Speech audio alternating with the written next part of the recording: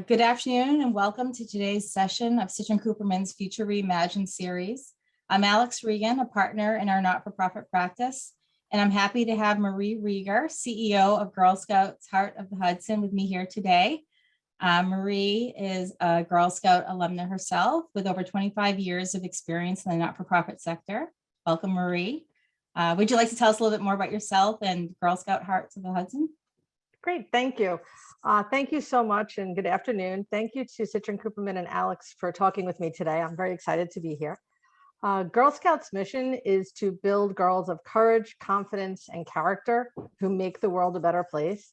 And it's a job that I love to do because every day I get to experience what it was like when I was a Girl Scout and all the different changes that we have in the past. I don't even want to say how many years it's been since I was a young Girl Scout, but once you're a Girl Scout, you're always a Girl Scout. Girl Scouts Heart of the Hudson covers 7 counties just north of New York City in the Hudson Valley. We are the Girl Scouts in Westchester, Putnam County, Dutchess County, Rockland County, Orange County, Ulster County, and Sullivan County. So we cover a lot of ground. We have many different types of areas. We have rural, we have more city, we have urban, suburban, you name it, we cover it. And last year, we were able to serve over 13,000 girls and over 9,000 adults in the Girl Scout experience and the Girl Scout leadership experience. I think Girl Scouts is awesome because we allow girls to participate in all girl-led activities. And girls learn the best in the safe space environment where they're able to try to achieve things. And if they succeed, that's awesome when they succeed the first time. If not, if they fall down, they can pick themselves up, dust themselves off, and get going again. And they're in a safe, supportive environment. So that's what I love about the Girl Scouts. And I think it's so important for the Girl Scout leadership experience for girls of today. I love Girl Scouts too. I actually am a Girl Scout myself, or was a long time ago. I meant to mention that at the end of the interview, we should have time for questions from Marie. So feel free to use the Q&A feature of the Zoom to ask your questions, and we'll field some at the end. But Marie, this year, Girl Scouts of the USA and Girl Scouts Heart of the Hudson unveiled new branding earlier. And how does this benefit your overall membership recruiting strategy? I think it's benefiting the recruitment strategy tremendously. Really, when you looked at Girl Scouts over the past X amount of years, you saw that there was many different pieces of branding. There was the Girl Scout trefoil, there was the Girl Scout silhouette, there was many different pieces. What Girl Scouts really looked at was, what is the iconic piece of Girl Scouts history? And what do you think of when you think of Girl Scouts besides Thin Mints? Because we all know everybody thinks about Thin Mints right away and cookies. But what do you think about? You think about the trefoil. So everything that our new branding is based on the iconic green trefoil. That's in that iconic Girl Scout green color that you always say. It's all about the trefoil. And when they looked at what the branding would be, all the language with revolving around the branding and so on, it's girl-centered, because that's what we're here for. We are here for the girl, for every girl to be able to be a Girl Scout. So when we looked at the branding and the programs and how does Girl Scouts serve girls the best, it was designed with girls in mind. GSUSA talked to girls. They made sure that we were going to be there for what the girls of today and the girls of the future want. We looked at how does our branding speak to girls, whether it's the Daisy, who's our youngest girl, up to the ambassador. One of the big things that Girl Scouts, we want to make the world a better place, right? So in looking at our uniforms, even trying to make them more sustainable. During the summer that just passed, Girl Scouts introduced new uniforms made of a more sustainable fabric, which is awesome. And what they're doing is with anything that was the leftover inventory, they're using those to upcycle to be able to take old uniforms and old sashes and make them into different like aprons or anything else that that you might need, new products, that using the old ones to create that. So that's also another cool thing, because Girl Scouts is very about sustainability too. And they have a vintage feel to them too, right? Yes, the new uniforms that are more of a 90s based, it's kind of looking at, and I have a hard time with thinking about the 90s as being vintage at this point, but I guess it is. I mean, I think about, the idea of something 30 years ago, and I think that we should be talking about the 50s. That's just dating of how old I feel like I am at this point. So Can you speak to any updates within the Girl Scout program that reflect the interests and needs of today's girl? Girl Scouts is always looking at what are girls interested in now, because we know that girls change their interests with as times change. You know, Girl Scouts of the past had very different interests, but there are the four really, everything is based on the Girl Scout leadership experience, which is built upon a foundation of four pillars. And those four pillars are STEM, the outdoors, life skills, and entrepreneurship. These are all keys to girls being able to succeed in the future. So this year, Girl Scouts introduced another, I believe it was 28 new badges. You know, Girl Scouts does not sit back and say, oh, this is what we've done. No, we keep moving forward all the time. So we have 28 new badges introduced this year, including math and nature, cookie business, because we all know cookie business is a real big business, and digital leadership. Because when you look at what the future is and where girls are going to be able to have the jobs of the future, everything is going to have some sort of a STEM component in it. But there's also the leadership. Girls need to have the place to have the leadership, and all the badges, they're able to learn while having fun, which is key, because then it makes learning easy. When you're having fun, it's awesome. When girls are doing all the different badges and as well as our old badges and our new, they're reinforcing all those pillars of the foundations for their future, which I think is awesome. We're always changing. In the past, there was civics badges we just came out with the past couple of years. And who knows what's going to come out future. So you have to keep watching us, because you never know what we're going to come up with. I know it's still early, but are there any new favorites amongst the new badge offerings? Anything that's really popular?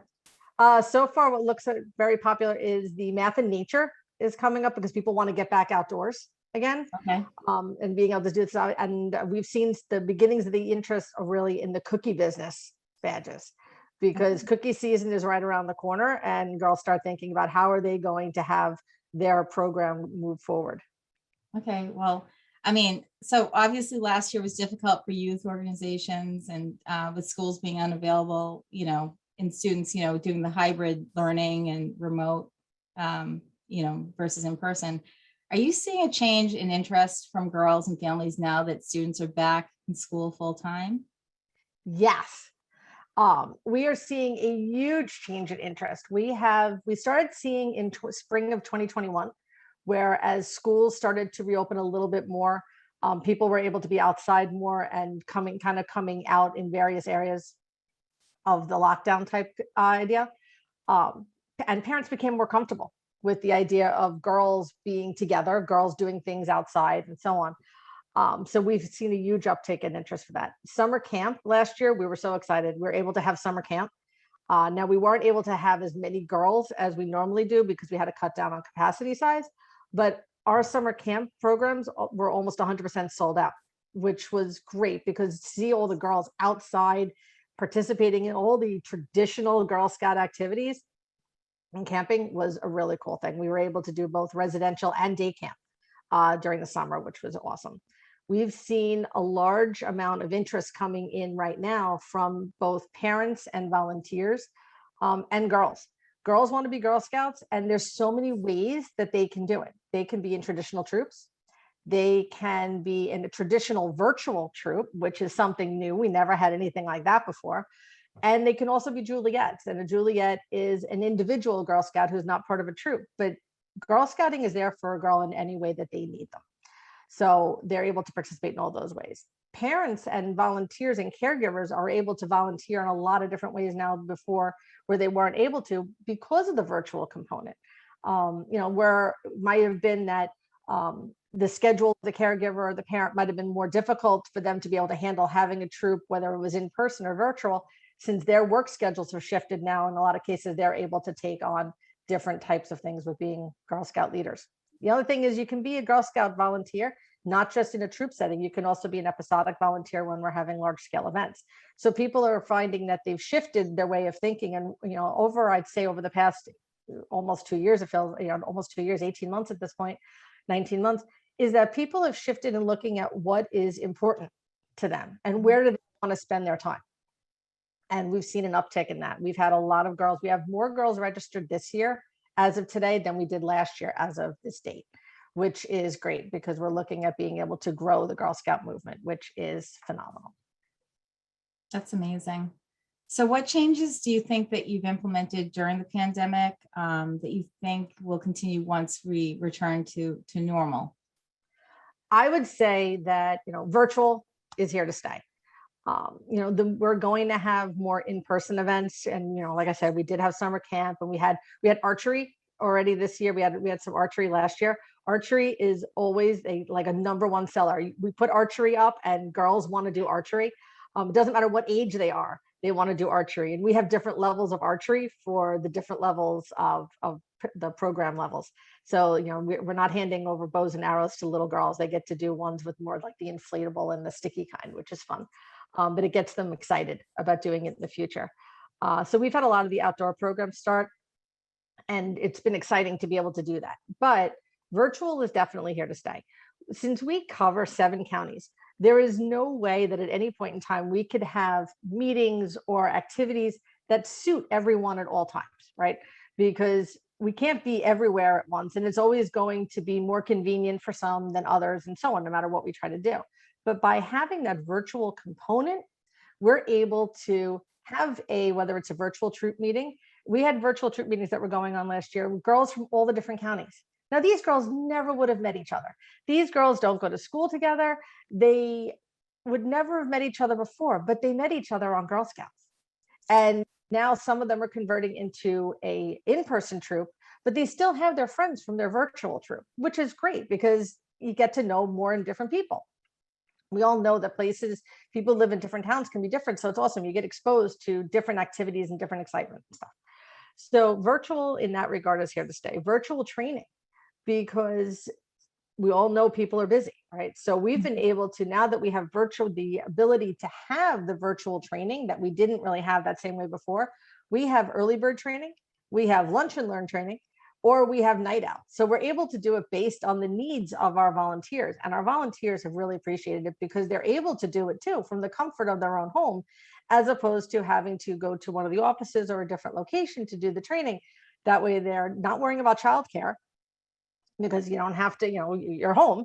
You might be eating dinner at the same time as you're doing the training because you had a busy day. I mean, we've all eaten while on a Zoom at this point, right? And they also don't have to worry about driving someplace at night or after work or on a Saturday or something like that when they've got a lot of things going on. I think that, no matter how much in person we do, virtual is going to hang out with us, and we're going to find more ways to reach girls. I think it's great too, because some girls who might live in some of our more rural areas, maybe they can't get to a troop meeting, but they can get to a virtual troop because they're there, or somebody whose mom can't or their caregiver can't take them to the meeting, they can still participate. And I think that really is awesome because it's bringing it to more girls. So archery sounds amazing. I want to try it. But I do love the fact that the virtual environment does allow more girls to participate and be part of something that they otherwise wouldn't have been able to, participate in. I remember that growing up, going to the location for the troop meetings. Sometimes that was kind of hard, to get to logistically sometimes. Mm-hmm. So that's awesome. And then also for older girls. So older girls, we all know, we all think, a lot of times we think of the Girl Scouts as the daisies, the brownies, the juniors. But when you have the older girls, their activities and what they have going on in their lives is tremendous, between high school and high school sports and, everything that they've got in college applications and, all the things that older girls are doing. Being able to do Girl Scouting on their terms when they have the ability to do it is also key. One of the things that we've started is a girl advisory group. So we've always had, at this point, we've had 2 girls are on our board of directors. They are full voting board of directors. But we're also doing a girl advisory group made up of high school girls who want to help direct what our program should be in the future. What do they want to see? Because we want the voice of the girl is important. It's all well and good what I might think a girl might want to do, but I'm not a girl. I haven't been a young girl in a long, long time. And I can ask my teenage daughter, but she's older now too. So what do girls want to do today? And the Girl Advisory Group is going to help our program team and help the administration of Girl Scouts to see what we want to do moving forward too, to make sure we're doing programs and things that are exciting for the girls. That's amazing for leadership skills, though, just to be involved in something bigger like that too, you know, and you know, real world experience. Yeah, they have to, when they're on that, they're going to be planning events, they're going to be working with others, and they're going to be working also with girls from other counties and other areas. So not necessarily someone who's in their own troop, someone who's outside of their troop, and it expands the girls' horizons. And they, you know, it also look great in a college application too, that, you know, you were participating in a leadership type program, which is awesome. I'm looking forward to our Girl Advisory Group. I can't wait for it to start. It's going to be so much fun. That's amazing. So let's talk about cookies. So, you know, Girl Scouts is known for the iconic cookie program. Were you able to do that this past year? Yes, yes, yes, yes. And when you and you know, I love a good Girl Scout cookie, and I always have Girl Scout cookies in my freezer. Girl Scout cookies this year wound up being one of the silver linings, you know, kind of talking about what are the things that actually worked out differently than you thought, that silver lining in the Girl Scout program. Girl Scout cookies is more than just our Thin Mints and Samoas and all the good things. And depending on what part of the country, you might call them caramel delights or something. But the Girl Scout cookie program is really part of the entrepreneur pillar. Think about it. Girl Scout cookies, that's a business. Girls are running their own business at a very young age. And they are doing marketing, and they're doing budgeting, and they're doing sales. They're doing online sales now. They're doing customer service. You name it, they're doing it as part of that program. And it grows with them as they're younger. So, I mean, as they get older, what they're able to do. So they're budgeting. What are they budgeting for? When they sell and work on the Girl Scout cookie program, they're raising money for their activities. They're funding very much like the way any one of us, when we're running a business, what are you doing? You're funding what you want to do or how you want to operate your business. So they're able to do trips, troop activities. A lot of times they do look for large trips as they get older, international trips or other places within the country. They fundraised for that through the cookie program. So when you buy that box of Girl Scout cookies, you're helping to fund that troop or that girl's future and her dreams of what she wants to do, and all the different things that they can do as a troop with that. So this year, as part of the silver linings aspect, which really came up, was it forced girls to be even more innovative than they've been in the past, right? Because cookie sales were not going to be, cookie program was not going to be the way it was in the future. Girls weren't going to be able to go door to door the same way they necessarily used to be able to do. And some of our locations didn't allow booth sales this year because of not wanting to bring groups of people and so on. So the girls thought about it. Girls across our council and across the country thought about it. What can we do differently? So they did alternative ways to sell.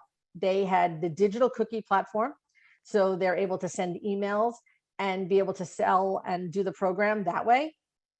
So they can reach a large swath of people. They can reach every relative that they know and have them buy cookies from them. They're able to ship them or they can do girl delivery. They were able to use that. They utilize porch pickups and drop-offs for locals. So that we had the contactless cookie delivery. I mean, it's kind of like, I know some Girl Scouts actually even tried using a drone. In one of the councils, it wasn't our council, but one of the other councils, they used a drone to deliver cookies, which was kind of cool. It's, being innovative. They did drive-through cookie booths. So, you keep drive-through just the way you would at a fast food place. You could drive through and pick up whatever kind of cookies you want. I'd like that to be around all the time because, any kind of cookie like that, I'd be happy about. They did smaller booths. So instead of where you'd see a large amount of girls, you'd have a smaller amount of girls, maybe at the end of the driveway, kind of like the lemonade stand, but it would be Girl Scouts selling cookies that way. And they were also able to utilize last year a third-party delivery service to place orders and have the cookies delivered that way. So girls had to really think about what they were doing and how they were going to do their cookie program, how they were going to fund their programs for the next year. Which was great to see all the different things that they came up with. QR codes to sell Girl Scout cookies. So people could link directly to that troop sales and be able to buy cookies that way. So it's, who knows what they're going to come up with next year, because girls are innovative. That is for sure. Cookies are big business. Cookies are a big business, and So, it's awesome to see them do it. so I heard that there's rumor that there's a new cookie. Is that true? Yes, I wish I Can had you one talk about it? right now. Yes, I can talk about it. I wish I could share it with you because they're very, very tasty. I mean, my favorite is a good old Thin Mint, but the Adventurefuls, which is the new cookie, might give the Thin Mint a run for its money. I'm not I'm a sure. Samoa girl. You're a Samoa girl. I get it. Yep. I get it. Samoa in the freezer also tastes really good. But the Adventureful is our new cookie. It's a brownie inspired chocolate cookie with a caramel cream kind of filling and a hint of sea salt. Okay. So it's really, really tasty. And they're going to be launching this year. And what's really awesome with this is the new Adventureful cookie is going to be launched by every council across the country, because sometimes a new cookie comes out and it's only available to some councils and not others, based on the baker that they have. In this case, all the councils are going to have the ability to have the Adventureful cookie. So everyone gets to taste the new cookie at the same time, which is going to be exciting. And like I said, I only got one box and I ate it really fast, I have to admit, because it was quite tasty. Okay, I had wondered about that because I felt like there were certain cookies I had to come to New York to get that I couldn't get in Massachusetts. Special edition, limited edition, something like that. Yes, there are two bakers that supply cookies for all the councils across the country. So depending on which baker that council chooses. So yeah, in Massachusetts, you might have different cookies than what we have in New York. Some of them are the same, but there are some that are different. Okay, good to know. But this one you can get no matter where you are. So yep, definitely gonna have to sample those.